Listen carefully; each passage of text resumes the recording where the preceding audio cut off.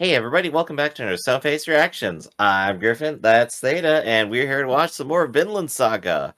We got a single, very long comment today, so let's go ahead and see what people got to say. We got Reaganmocker175, who says, Ketil is a slave master.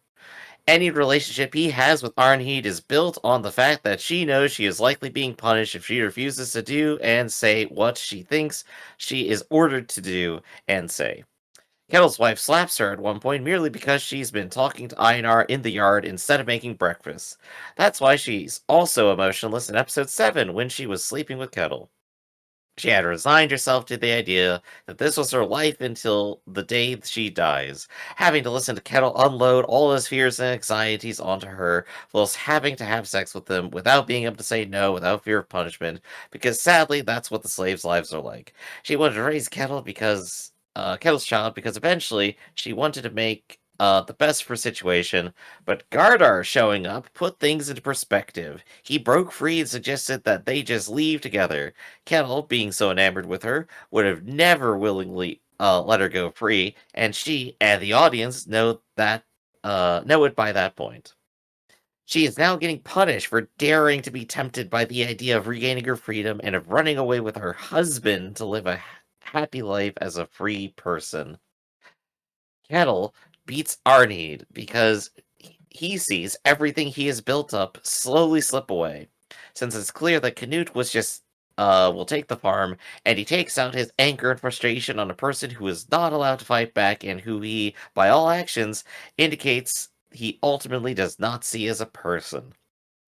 Snake even says that technically, if Ketil wanted to, he could just kill her then and there because she is considered property. It means that the entire context in which this is happening is hideous and unjust and has been since we got to the farm.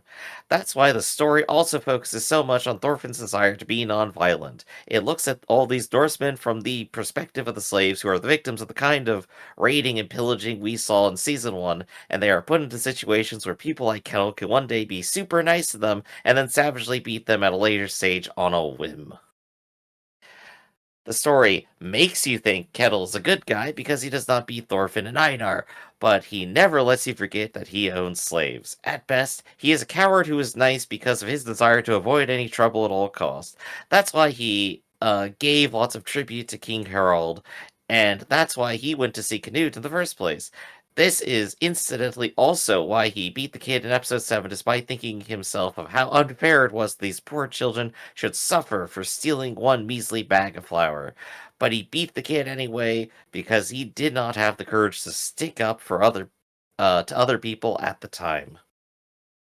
The entire setup of Thorfinn and Einar having to work for him for 3 years and then to have to pay him money so that they could be free when they should never have lost their freedom to begin with and should not have to do any of this to be free is already an indication that this guy might appear to be more decent than the average Norseman, but ultimately he is not a principled person.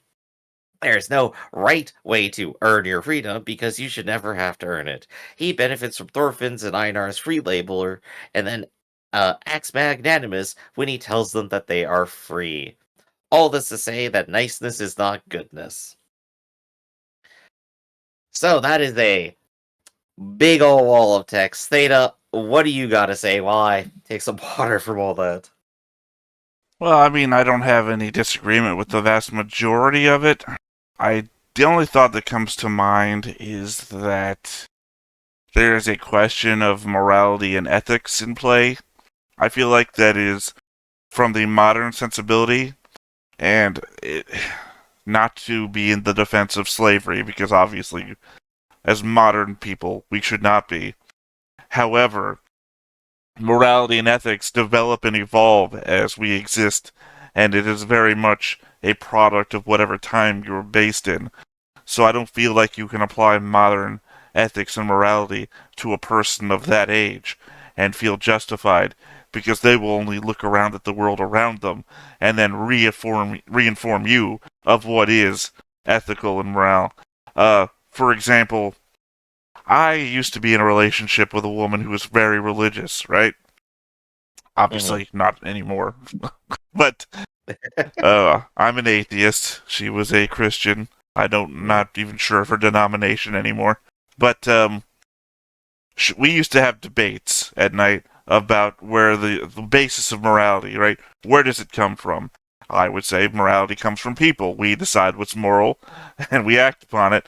Her argument was that morality comes from God.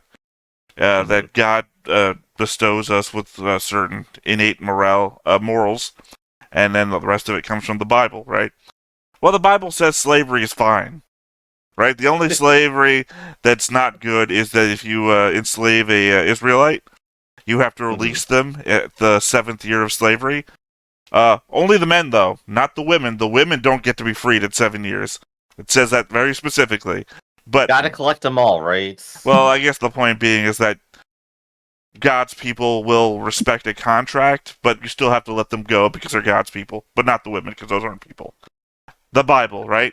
So, even the Bible, which exists currently in the world of the show, says that slavery is fine. So, clearly, if you're a religious person, these people, their freedom is not innate. In fact, they do have to pay for it. Unless they decide to be Israelites, in which case, they do not have to pay for their freedom. They just have to serve 6 years. I will go ahead and put my own religious education up to the task and say, aha, this is a classic gotcha. That is the Old Testament. The New Testament does not do such things. And the entire point of having a new one is to say that the old stuff doesn't matter anymore. And the fact that people keep going back to it to, like, grab stuff is really weird and means that they don't understand the text, which is what I see a lot of people doing really Let me ask you this, Griff. If it doesn't matter anymore, if it doesn't fucking matter anymore, why is it still in the book? Why doesn't the book start with Jesus and then only incorporate his teachings if the first half doesn't matter? Oh, wait, except for the fact that there's a religion out there that only believes the first half of the book. Right. This is what we call context and historiography, because the entire point of the Old Testament is basically to be a history of a people. Because guess what, like, half of it is? It's literally just listing out family lines and procedures. That's once again, though, good only stuff, but is not the point of the New Testament. Only to a specific subset of people, because once again, the other half of those people don't believe in the second half of the book. Their book is a completely different one that only has the first half. But I mean, we could talk about that a lot more, but I mean, I've said my bit about it. The new half is what matters, which is that, hey, you don't have any sins, you don't owe anyone anything, but be good now. Again, I completely disagree, because all of these modern people will point to Psalms and Exodus and all that other shit for your religious teachings, and you're saying that part doesn't matter. And I'm saying those are the part with the rules and the ways to live. This is correct. This is the reason why I am atheist, because I see someone who says, alright, I'm Christian, I believe in this, and then they point at the stuff that doesn't apply anymore and says to do that. And I'm like, you're bonkers. You can't read. You don't have literacy. I'm calling everybody out there out. I'm saying that this is coming from... This will be our most hated episode. This is coming from priests and friars and things like that. The people that are educated and would have more of a leg up to argue against us than we have against them. Especially now that you've kind of cut your feet out below you by also saying you're an atheist. You can't...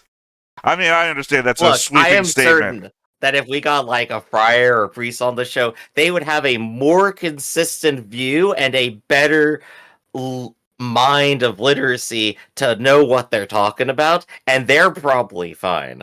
But I'm talking about like a random dude who is just like, yeah, I don't eat shellfish because the Bible said not to. Well, I guess to give a shout out to another channel for no reason, but the fact that I watch them, is that I watch a reaction called Upon Friar Review, where there's two practicing friars who then will watch religious-based stuff and give their like pause, they'll weigh in on very ecumenical matters, and why some things are good, why some things are bad. And again, I use most of my basis off of them because they have multiple other channels where they actually do show their church services and other helpful things, and one of them goes upon church history. So it's very informative, so I'll just shout them out for a moment. But again, I don't believe in their shit. I'm just It's a Yeah, very yeah, it's it's fun because it's good to see people who are professional and know their subject matter talk about it, right? well, it's also just good to see the other side of the street, right? You Mhm. don't you don't just build a wall because you don't like the other people on the other side of the wall. It's probably best to understand the other people and try to figure out a way to live together. Building walls is just bad in the long run, I think you'll find. So before we talk about conflict resolution and communication, let's talk about the actual comment and show a little bit more. Which was at some point you said something to the lines of, "We can't judge people in the past based off of like stuff we know today," right? We can't judge Yeah. them on present morality because they exist in a time where morality is different.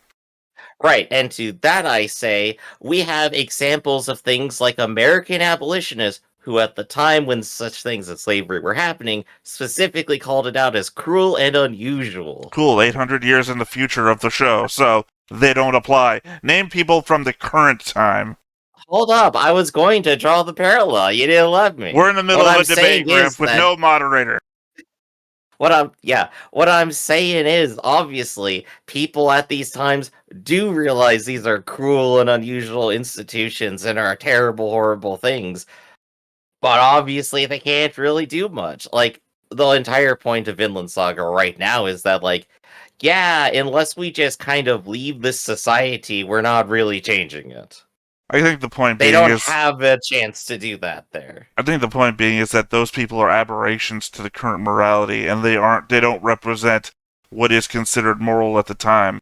And in fact, probably based upon their beliefs, future morality will be determined, but they are not what is moral at the time. I mean, I guess I would say ask any slave if they enjoy slavery. Well, I mean, And you would have an at time period personal experience to base this off of, right? except for those fact that those people aren't considered people. So you're not asking a person if slavery is bad. You're asking a machine, basically, if slavery is bad. Again, Back to the actual I show. guess it's just devil's advocate for me because Yeah, you're very much going way too deep into devil's advocate. I'm just kind of going. It's like you dug your own grave there. I don't need to say anything. no, I don't believe you're right though. That, You that's say I've fair. gone too deep. I'm saying if you go back in time and ask a person on the street if slavery is fine, yeah, the Bible teaches me so, or any other reason that they will say, because that's just Mhm. the common practice. Modern sensibilities say no, it's bad because we know it is bad. At the same time, we don't come from that age. We got a lot of time for navel gazing because things are good now. And you say, oh no, the world's kind of horrible. It's still a lot better than it used to be. Right, right. But talking here about Ketil specifically, so when we started season 2, we were all like, when's Ketil gonna do a heel turn? And then turns out like, okay, maybe he's like not explicitly terrible. Well, just quick But correction. to start with, You and Shy said that is when's right. the heel turn. I never did because I didn't think about Mhm. it too much. And I just will Yeah, yeah. before you continue on with your thing, That's fine, it's I fine. have no arguments with the kettle shit from the comment. So Right, right, right. But what I was going to say is that ultimately what we're seeing here is, of course, the violence inherent in the system. Someone who ostensibly probably doesn't really care to inflict violence is, in fact, the executor of it. Because that's the system that they've set up around them. They're a person with completely unchecked power over life and death of other people, and they just get to. As it turns out, maybe having that isn't good, and this is why hierarchies are bad. But well, we should point out you're an anarchist. So I know. So, that's just my hierarchies, basic I point. would have to argue there against you that hierarchies aren't bad. I was just looking for a good stinger to wrap that up. I was flailing a little. Well, here's the problem: is your stinger to wrap it up just induces me to more arguments. So I guess final points. Final points. Yours is hierarchies are bad. Mine'll have to be I prefer order to chaos. Yeah. But like Reckenmacher says, niceness is not goodness. And I think probably the best phrase to like connect to him to other things would be the positive and negative peace kind of statements. Where positive peace is where everyone is actually, experiencing justice, but negative peace is, where you've kind of prevented conflicts from happening, which is Oh, about all Ketil would so get to. let's see. Gundam 00 is on your right hand side of preventing conflicts from happening. Because that's negative peace according to your example. God, well, do we have an anime example of Yeah, I positive think we peace? complained about that during Double O, didn't Right, we? but do we have a positive peace example in our anime lineup that we've watched? The general answer is the happy ending to any story. Witch from Mercury. Nope, that's still status quo. It seemed like it was gonna go one way, but it didn't. Ostensibly, the people in Witch or Mercury do get justice on their side at some point. No, The yeah, but no, problems that they had are resolved in some way, and people are moving towards the future. that's not. Right? I'm saying it's not a positive peace situation, though, because everybody just goes back to their status quo. Sure, those 3 people go on trial, but everybody else in the world is still the same. It seemed like they were moving towards a better negotiating angle for Earth in that show. But, what I'm saying is, like, any positive ending to a story usually is implying that everyone now has full justice and they're happy and they got everything they wanted. I can't think of a single positive peace example. I know you're like saying any good ending, but I'm saying that's not true. Any good ending is just the world carrying on with however it was at the very last How about example. the end of Sword Art Online Season 1 where he punches out the CEO? No, because I can't use that as an example because I've watched Sword Art Online all the way through. Well, until I stopped watching because there were too many rapes. Too many fucking rapes in that show. I figured it'd be a salient example for you, at least. No. He gets his justice and it's over. I can't think of any show that they've just walked off the end and the world was a utopia or better, that everyone was actively trying to stop enacting justice. I think maybe you're thinking too broadly. Think more specifically, I guess. Tokyo 24th Ward? Every story has a person with a problem, and at the end of the story, they solve the problem. Tokyo 24th Ward, maybe? Because they're actively... Maybe if you consider it from, like, the personal view of, like, each of the 3, right? Well, they're enacting a citizen's government, right? And it's no longer gonna be... It's gonna be part of Japan. Well, I mean more like on the personal side story where they finally deal with, like, their sister/friend, right? Well, I'm talking... They finally acquire a justice for everything that happened. We're talking about peoples, not people. Right? We're talking about society, not the people in the society. So, a negative piece has to be a piece that is forced upon everybody, whereas a positive piece has to be a piece that everyone is collectively attributing to. And God, well, maybe not, because we do end that with like a whole revolution against the police, which you think is good, but I don't think so. I guess I will say, this definitely seems like it's gonna put you into a thought spiral for another few hours. Let's go ahead and put a pin on it. Well, I mean, if I could, I think you have a lot of thoughts. If I could, I would just tab over and look at the list of every show that we've watched. Made in Abyss, certainly not, because we have, like, children Made in slaves. Abyss is just where people suffer. Well, no, I mean, I'm talking, well, I don't know. The place that dies, the City of Gold, Golden City? City of the Sun? That place might be. Because it's all equality, right? It literally, even your pain is equality to somebody else. Everything is an equity balance.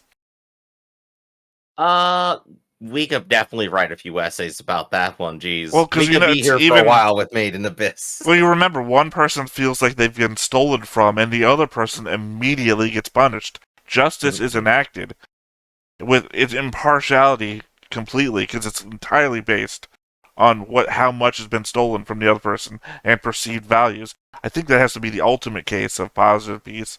These people are living together happily with justice enacted automatically. Usually positive peace is like framed as like rights and abilities and freedoms and kind of things, but They're like ultimately I free said, to do anything in that if we're place. gonna do a comparison to Made in Abyss, I think I literally want to sit here and write out 5 essays, go through all the minutia, and like actually make a statement because that's a lot to go through. Well, I'm saying not the human city above. That place is horrible, Hmm. horrible. Like Yeah. they use orphans as slave labor. But I'm saying the Golden City from season 2. It was not formed in a good way. It was not. Not nothing about that origin was good. But the city that existed, and you remember the mercenaries and shit came in there, and they decided to stay too, and they just added to it. Pretty much perfection. It's like a horrible, horrible little utopia, which is a weird way to describe a utopia, but it kind of was. Well, welcome to Made in Abyss. It's too complicated. I'm putting a stop to my own suffering. So, about the show, let's go ahead and figure out where we left off. Last time was The Way Home. Wait, I'm sorry. The first measure, actually. The first method. Where Canute sails towards Ketil's farm to requisition it, hopefully without bloodshed. Leaf arrives at the farm with Thorgil, Omar, and Ketil, and the latter two, still shaken by the offense and gelling. Thorgil starts readying the men at the farm for the impending battle with Canute, while Thorfinn and Einar await their punishment. Thorfinn contemplates an alternative to violence for resolving conflicts. When Ketil learns of Ironhide's escape attempt, he loses his temper and savagely beats her, even when she reveals that she is carrying his child. Snake eventually stops him, and Leaf offers to buy her, along with Thorfinn and Einar, but Ketil refuses to release her. Einar is devastated and enraged by the brutal beating of Ironhide, while Ketil angrily prepares to defend his land against the king. Yep, we have to watch horrible things happen to horrible people. Mm-hmm. Go ahead and put in the Monty Python Holy Grail skits, like help, help, I'm being oppressed, come see the violence and air in the system. Just put that over the whole episode. I mean, you've already said that statement earlier in a previous argument, so now it's just sounding repetitive. I know. It's what's on my mind for this right now. I'm just seeing that flash in my head over and over again. Along with the rules for our anarcho commune, but so terrible A things have horrible place, happened. another horrible utopia. I think though that was like the signal to the end of like the drama that had been going on in that arc. And because we're getting to the fight now. The war is here, they're gonna have a big fight, and I'm going to bet everybody's gonna die. What do you think? Sorry. I see you staring blankly. It's like, do you not agree with that? Or I mean, I already said I just want to watch them all die. I don't fucking care anymore. Last episode was just so horrible, I don't care anymore. I just want to watch them all die. there you go. Theta says kill them all. Let's just go ahead and watch them I'm die a then. man Let's of do my it. age. My morality is based on everybody else's. You cannot you cannot compare Theta against other societies. One last argument I would make, and I guess I'm just Go going to for it. combine everything here together, is that you cannot say that if you had existed back then, you would be the sole voice of dissonance against everything around you, because there are a lot of people in this world, and the vast majority of them did not. You can point at the examples to the opposite, but given how rough life is, there's no way of knowing that you would be, and you more than likely would just be the silent majority. We are the consequences of our environment in some way, yeah. But before we get into that, and before we get started, be sure to hit that like button, hit that subscribe button, and comment down below to feed that algorithm. On top of all that, if you watch more shows like this, unfiltered, uncensored, and uncut, as well as some early access stuff, you can go ahead and check us out over on the Patreon. It's just $5 a month, but no pressure. It's all to support the channel, just a little bit extra. Click the link down below, join the Discord. Maybe weigh in on the current poll we have going on Patreon that anybody can vote in to see what comes next after this and Ranking of Kings.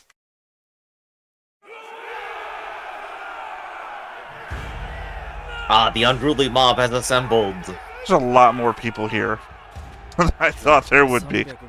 There was a lot of space. 350 people here. We've seen 20 of them in the course of the season. マジでやるんですか、兄貴。旦那がやるっつって聞かねえんだ。賞があるね。正気の沙汰じゃねえ。王の軍団にかなうと思ってんのか。 Not a single person in that crowd is wearing こい armor. つらみんな旦那に借金してんだ。 I mean, only Thorgil talked about armor. The very end of last episode. Oh god, you see, Ketil is. Man's wearing a pot on his head. Hey, the one guy. Guy, I see him now. If Ketil can cancel debts, why can't the US government, huh? Where's my student debt relief? I mean, technically they could if they allowed a dictator in charge. Because the dictator would just have the ability to make any sweeping change. That's what the presidency is for. It's actually not. It's supposed to be handled by a whole three-party thing. Not three-party, a whole three-tier system. We just ended up treating the president as king for some reason. How come you get to be the one person watching the crowd? He's not a person. He's a slave, remember? Good question. What are the rest of the slaves doing right now?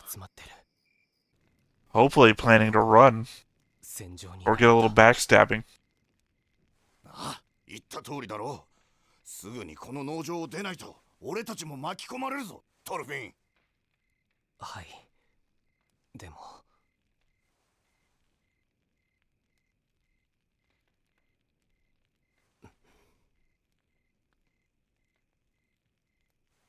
レイフのおっちゃん。俺たち、アルネイズさんをこのままにして、農場を去ることはできません。That's right, Leaf. You have to stay and fight. 本当に、俺なんかを気にかけてくれて。ありがとう、おっちゃん。God, Leaf is such a good guy. He has been chasing Thorfinn for a decade, and that's the best thing he could hear. For like no reason, right? He said, "I'll do it once" to his mother. Last we knew was on her sickbed.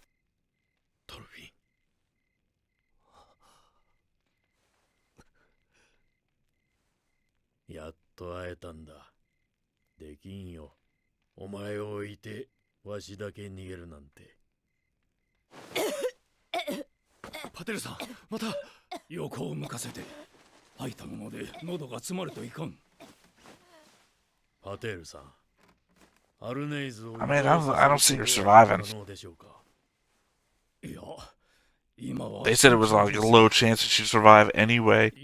Oh, Consider yeah. the fact she's also got a stillbirth to go through. Probably. 私にも今は彼女の状態を判断しかねるのです。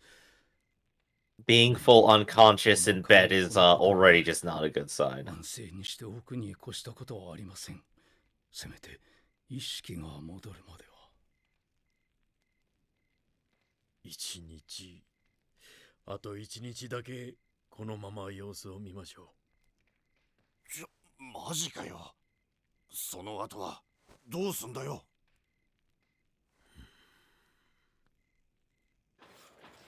I guess there's the weird position of, is it considered that Leaf's deal has been enacted, in which case Thorfinn is free, so is Einar? Or are they still considering so long as you're on the farm that the deal has not been made? He did say it before he left, but he hasn't executed on it. 王の軍団のお出まし Not quite as many as I thought either. They did say they only had about 100 people coming. Like 75 or something. Yeah. But still, we haven't seen 350 people on Ketil's farm before, so didn't expect it to be that many. And suddenly there's only 3 or 4 boats coming their way. I guess, granted, the show did demonstrate, like, Ketil's farm is huge. Like, the fact that there's more people there that we don't see or care about is just kind of like what I guess we expected. Clearly not. My whole statement was about how unexpected it was. Well, I expected it. Well, again, you need to start clarifying your blanket statements, Griff, because sometimes you attribute things that I've said to us, and then you start attributing things that you think to us. And it's like... I'm sorry, I only address us in myself in the royal we, you see? So we have made a decision. Well, then you wouldn't be saying us. The royal we is always we. But still, even with those 350, I think we still agree they don't stand any chance, right? Yeah, it's like comparing Space Marines to the Imperial Guard. Considering that there are individuals with superpowers in this universe, That's your 40k reference for the day.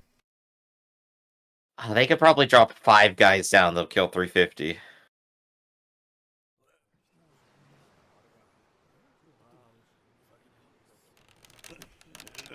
Light it on fire first. You're not gonna reach it, man. I mean, pretty close. バカ勝手に撃つなこの距離で届くわけねえだろうが I'll get at least someone has 引 sense. きつけてから I mean, all you had to do was wade into the water a little bit more and he could have hit them. And then their arrows are way better. See, if you had gotten closer and set it on fire, they could have been a real threat here. いやくそ下がれ下がれいやくそなんであんなとこから届くんだ Because they're superhumans. They're long bows. You've got short bows, probably. 展開し周囲を制圧王陛下の上陸を支援しろ I do love it as just like a good demonstration of like how poorly they stack up.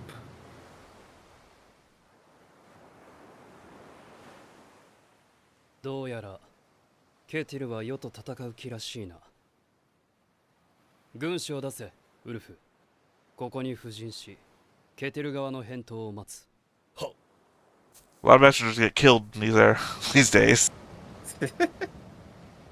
Hey, look, if the messenger doesn't come back, you know what their answer is.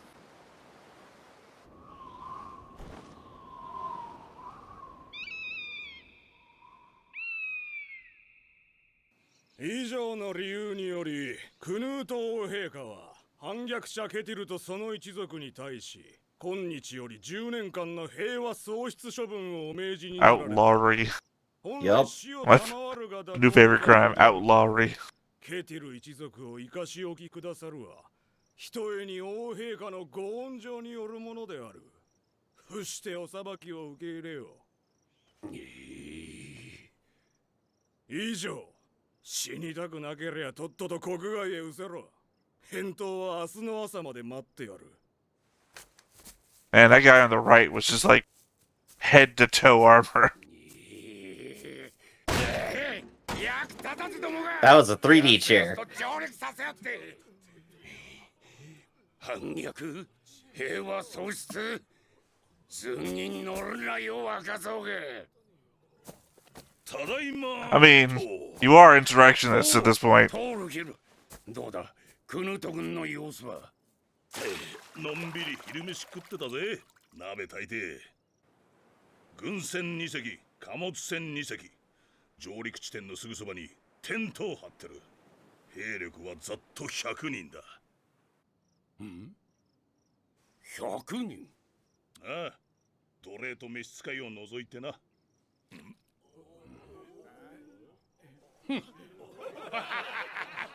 なんだ Oh, the fools. 3分の1にも足りないのか。クヌートめ王自ら出向けば。 I mean, it is surprising a number of them have chainmail, it looks like. この地には王などに腐ぬ命知らずが5万とおるわ。 Not the descriptive term I'd want for my army. My army is reckless. Yeah. おめでたいね。ただの100人じゃねえ。でかいテントの周りにいる奴ら。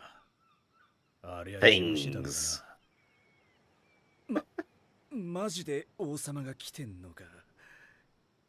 重視の中でも王のこの絵とくりゃデンマーク屈指の強者揃いだぜ。トールギルの元戦友たち。 Surprising that they don't see this guy crawling around in his bright purple outfit. あれですか。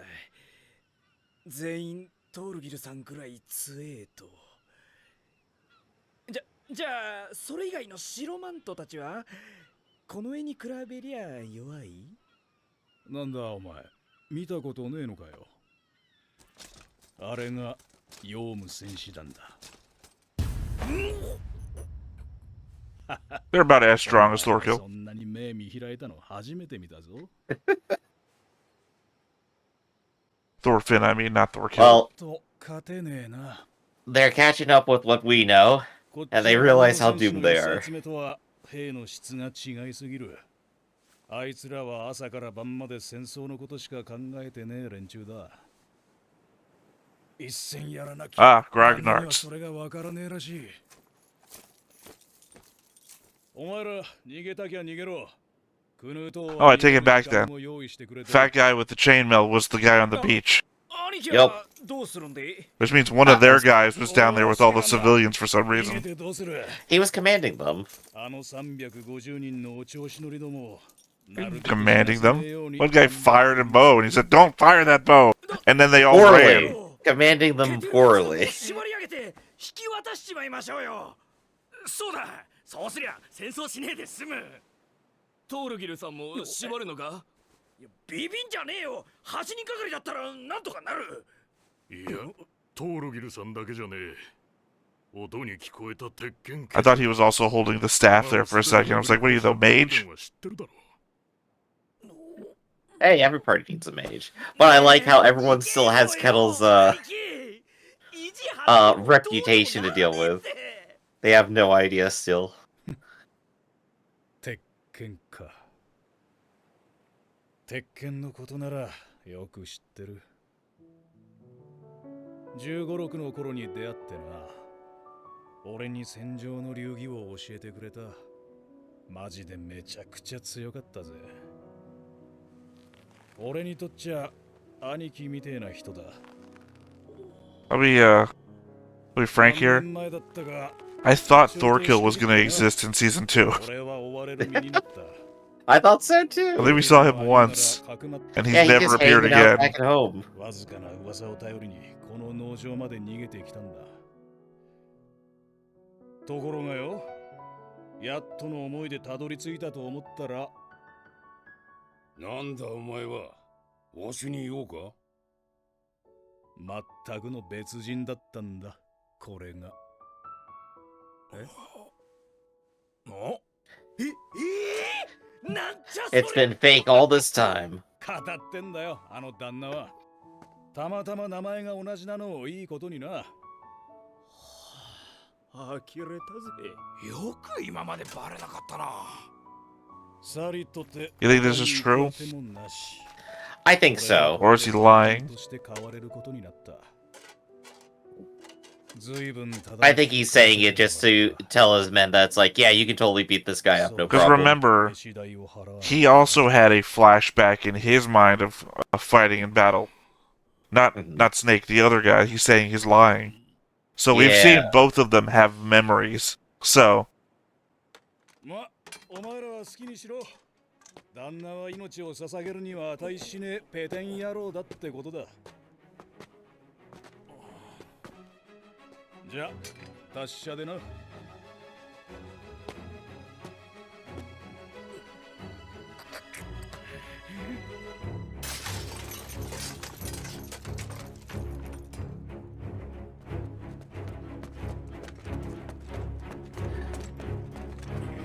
The gang's all suited up and ready. it's gonna be now. real confusing because the guy on the far left looks like Ketil and Son. お前らなんか飯代払う暇もなく死ぬっての。うせえい。ペテン野郎の飯食い逃げしたら、それこそ俺ら底抜けに最低じゃねえかよ。食った分くらいは働いてみせますよ。さっきの話、ベラベラ喋るんじゃねえぞ。 I mean, you also gotta remember that these guys' fighting ability was enough that a number of them got killed by an escaped slave. By an absolute madman swinging the axe, yeah. But it is funny how he used the story to actually galvanize them, though. That was actually very clever. Don't be like Ketil, the con artist.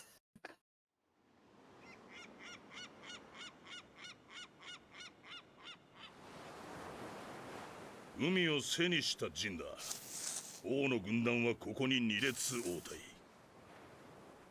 この丸がクヌー島。連中船は巣に上げちまってるし、背後を全く気にしてねえ。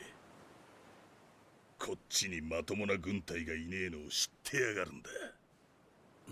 I guess we're also helped by the fact that we don't remember how Canute dies in real life, so... I don't think he's gonna die here. I'm saying we don't know. We don't know how Canute dies in real life, so... 素人どもにゃ無理な戦術よ。あんな奴らクソの役にも立ちゃしねえ。100数える間にみんな That man's wearing a pot. So is the other guy. じゃあなんでそんな奴ら集めたんだよ。ど素人め決まってんだろそんなもん。100数える間王の注意を引いてもらうためよ。He's going for the assassination play. He's just gonna rush in there.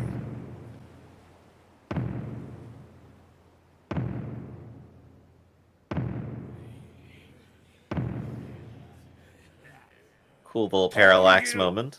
おらんのかトールギル。まったく肝心な時に。旦那、全軍整いました。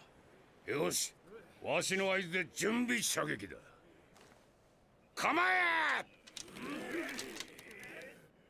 旦那、最後の忠告です。やったら負けますよ。しつこいぞヘビ。 That's it, Snake. You're gonna join the 86 outside the wall. 何一つ劣るものか。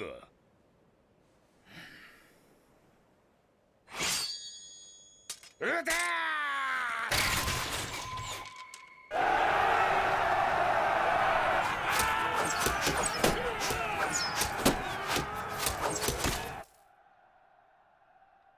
I do love the way that this looks. This looks more like an actual battle, like an actual historical battle, rather than just like an anime mosh pit. You mean like season 1? Yeah.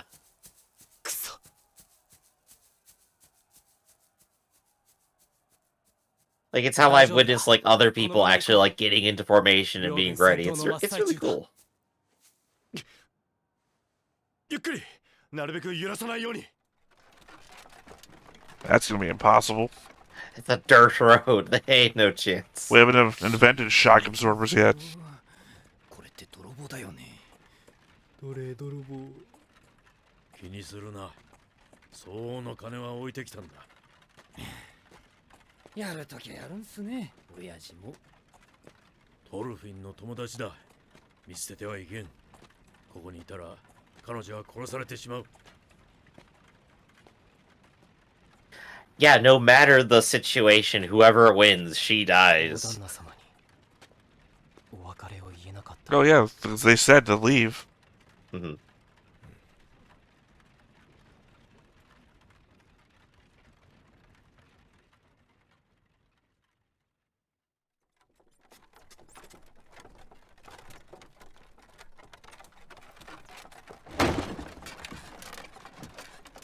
Oh, now she's on her cart ride to hell.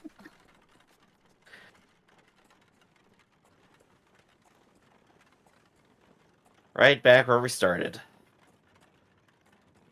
Again, one of these kids is never getting born. 子供たちは。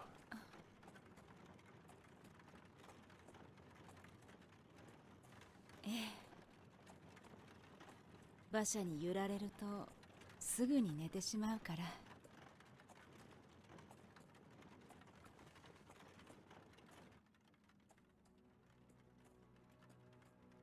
怖いか。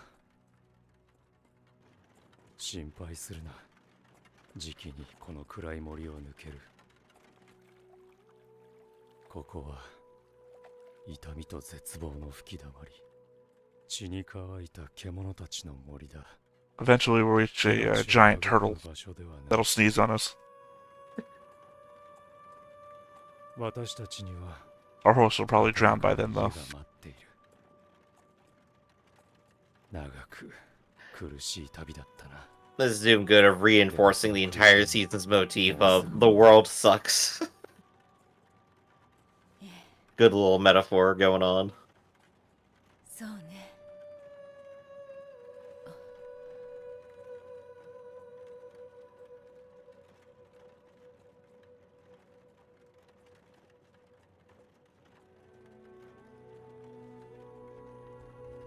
それでも Sure, but at that point, I didn't need an anime to tell me that. いるわ。ここで生き抜こうとする命が。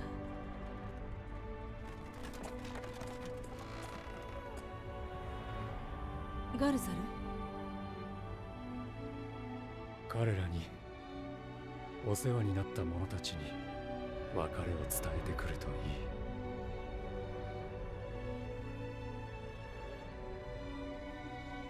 ここで子供たちと待っているよ。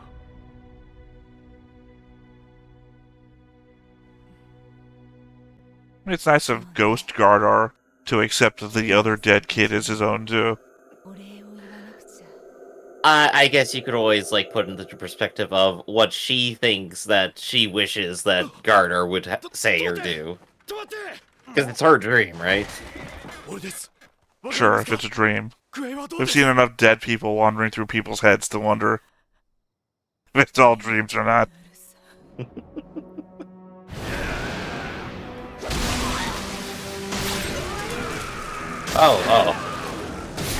Oh, that cut was a little harsh. I got whiplash. 徹底的にやれ。力の差を見せつけろ。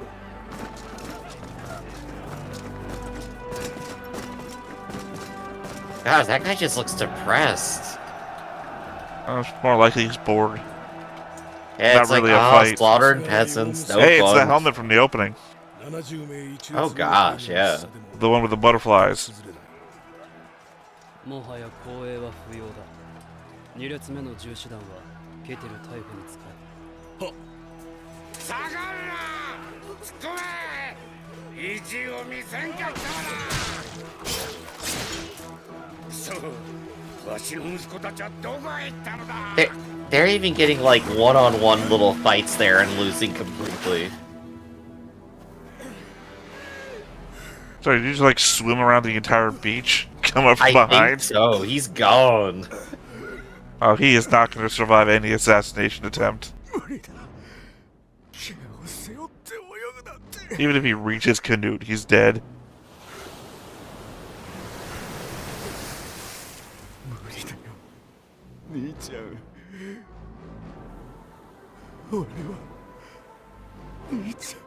Well, at least he's pretty far away from the fighting. Depending on where he swam to. Rambo here. I wonder if that's almost intentional on his part here. To, like, put his brother up to a task that he can't complete just so he's far away.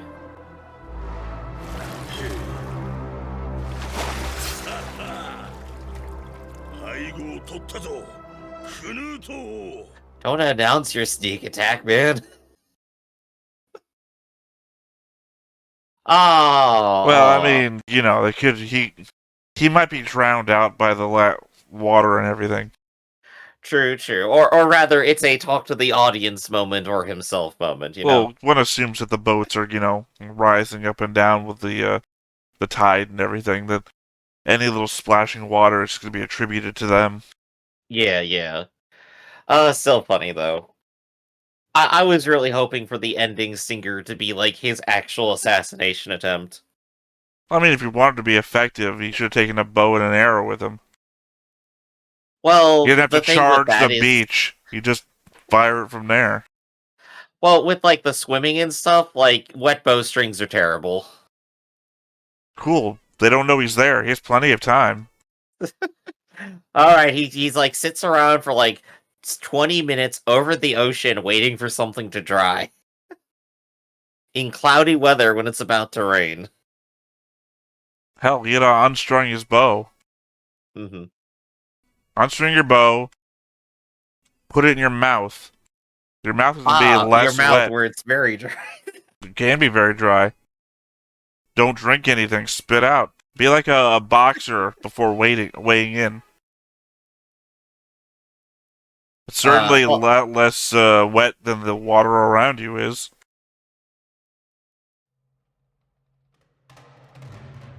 yeah, not going great. 痛み I mean, I knew she wasn't going to survive. They even said she wouldn't survive. There was more of a chance of her dying, even if we left her alone. Hmm. If they left her alone, they die. If she lives through her injuries, she's gonna die no matter who wins the fight. And of course, she was in the middle of having her little death dreams with Gardar and literally on the cart ride to heaven. Like the metaphor is really clear, right? Well, just somewhere anyway. uh, no, Gardar's like, no, we're going to a place where we can actually be happy and everything's nice. Well, remember, They're Gardar's going to ride to the heaven. afterlife, it was just going home. Hmm. Home doesn't have to be heaven, it could just be purgatory. It is for them Purgatory anyway. still exists in this age. Mm-hmm. Still, it's death metaphor time. She's dying. It's going to be additionally tragic. Just gosh, even though they've wrapped it up, they're still like earning all of the tragedy points here. This does not get sadder from here, right? It can't possibly. Well, I mean, after next episode, it can't be sadder than next episode. Because what else can happen? They can just die. That's not sadder. That's just an end. Because right now, all we can do is end storylines. We don't have enough time in the show to drag out pain. So it's just going to be swift ends left and right. Yeah. At the very least, it does look like the gang is getting away. Thorfinn and Leaf are now fully free to just leave. Everything's fine. We got our group, and now they're gonna say, "Well, where are we going to go now? We're finally gonna go to Vinland. It's gonna happen." Well, no, Leaf is supposed to take Thorfinn home. Also, we don't know where Omar swam to. He's on a beach somewhere. We don't know where they're at. Mm-hmm. Leaf's Oh my boat gosh. could be somewhere. Oh my gosh, you're right. He could get picked up by Leaf. Or I was thinking more so that he could show up and try to do one final duty, which means that he might get into a sword fight with a bunch of unarmed people who don't want to fight him, which could lead itself to tragedy. Also, old guy isn't with them either, you noticed. Yeah, good point. Do you think they just left him for dead at that point? He wasn't in the episode at all. He didn't die like the episode beforehand or anything. He was still alive, I'm sure. I'm saying he wasn't in this episode at all. So they left without ever addressing it. Yeah. I guess if he's gonna appear one more time, it's gonna be Ketil retreating to him and like asking for like, help or something. Ketil's on the front lines. I don't think he's escaping the front lines. He's on a horse. He can run whenever he wants. They're sending the rear guard to capture him. So he's got a row of people in front of him killing their way to him. And now he's got 50 guys or whatever going to be charging their way to him directly. Mm-hmm. So these people aren't the people who are afraid to kill a horse. Yeah. I guess it's just up to see what happens then. I know so there's why discuss anything, Griff? Sorry. That's I'm trying to wrap up the thought here. I'm just like, I don't know if he'll get away successfully or not. It's your that entirely just depends on what happens, right? It's your most common and worst segue. Well, I guess I just watch and see what happens. Well, then why are we even talking? I mean, like, the dramatic thing to me, right, is, like, exactly as I said. He manages to run away, he has the horse, he gets to his father, he starts, like, begging and crying like a child or something, then the 30 people chasing him get there and just beat his ass. That's not what I'm expecting. That's not even dramatic. It's like, why would he even do that to his dad? Why not his wife? He don't even care that his wife didn't appear care about either. His wife. He does. He doesn't. He's shown outright contempt before, I think. You know, he just doesn't address her at all. Hmm. He's never shown contempt, even when she slaps Arnheid. He didn't give a shit. Oh yeah, the wife's definitely going to die. Well, that's gonna be fun. Who else like didn't we like tag this episode? Is there anyone we're missing here, or like any plot line we're not following? Snake and crew. They're technically in the fight. Yeah, they know that they're not gonna win. They were in this They know to episode. live. Yeah, You've seen them. yeah, they're here. But we gotta like follow up with them. Like they gotta like leave with Leaf or something, right? They're What? not gonna choose to die here. They're on the front line. What are you talking about? Right, and they just had a talk saying, "Don't die for this con man," right? No, that's what? They did not have a talk like that. They said if we dine and dash on a con man, we would be worthless scumbags. They literally said the exact opposite of what you interpreted them to say. I guess I'm seeing it two ways, where they're both going, yes, we do have contractual obligations to fulfill. We're not running right now, i.e. the dine and dash, but we understand he's a piece of shit, and we are not going to go ahead and be too risky today. They are going to play it safe. They're on the front line. That's not safe. And they are better warriors than everyone else with full armor They're and not- better capabilities. They even said we can't win. They said we can't win. They said we'd be scumbags if we dined and dashed on a con man. Then they had their suit up moment where they all marched off to battle, and we see that Snake is standing right next to to Ketil. So they are not running away, and I don't understand where your whole these people can escape the front line situation thing is coming from. I guess what I'm saying is I am putting forth a hope that they have a happy ending of some kind. Fuck or that 'em. they join the main cast because they've been fun. They've been fun. Oh, it was hilarious when they tied up Gardar and threatened to rape his wife in front of him. Oh, it was a real good time when they tied up Thorfinn and then tried to slice him to pieces.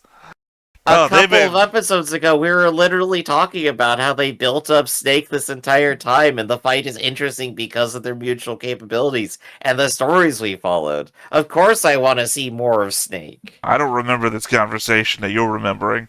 I remember saying, I hope they all fucking die, and I don't care about any of them anymore. Oh, there we go. I think that's the statement to end it all on. Kill them all! So, I think with all hopes and expectations set up, this has been Stoneface Reactions for the day. I'm Griffin, that's Theta. We'll catch you next time. See you around.